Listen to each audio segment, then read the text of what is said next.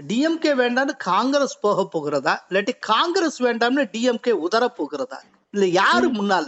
இது யார் பூனைக்கு மணி கட்டுவது என்ற சந்தத்தை இருக்கிறது.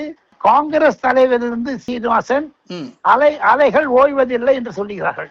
அதாவது இந்த மோதல் போக்கு தொடரும், இது ஓயாதுங்கிறீங்க. ஓயாது.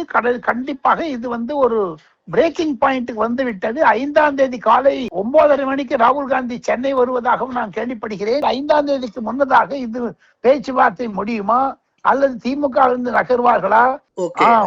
ஒருவேளை விஜயை சந்தித்தாலும் சந்திக்கலாமா என்று கூட விஷயங்கள் டெல்லியில் பரவலாக இருக்கிறது.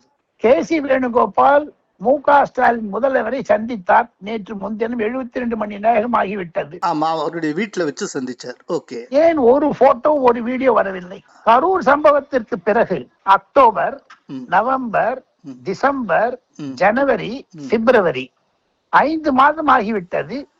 ஏன் ராகுல் காந்தி நாம் இருவரும் பேசுவது மாதிரி ஒரு தொலைபேசி எடுத்து மு.க. ஸ்டாலின் பேசவில்லை? ஜனவரி மாதத்தில் சபரிசன் சென்றார். ஜனவரி மாதத்தில் நீலகிரியில் ராஜாவை சந்தித்தார், ராகுல் சந்தித்தார். அதுக்கப்புறம் கனிமொழி டெல்லியில வச்சு ராகுல சந்திச்சாங்க. இந்த 3த்துக்குமே போட்டோ வரல, இந்த 3த்துக்குமே விளக்கம் வரல. என்னதான் நடக்குது ரகசியம் சீனிவாசன்? ஆக மொத்தம் கசப்பு இருக்கிறது. அது இனிப்பாக மாறுமா இல்லது துவர்க்குமா என்று தெரியவில்லை சீனிவாசன். பொறுத்திருந்து பாருங்கள்.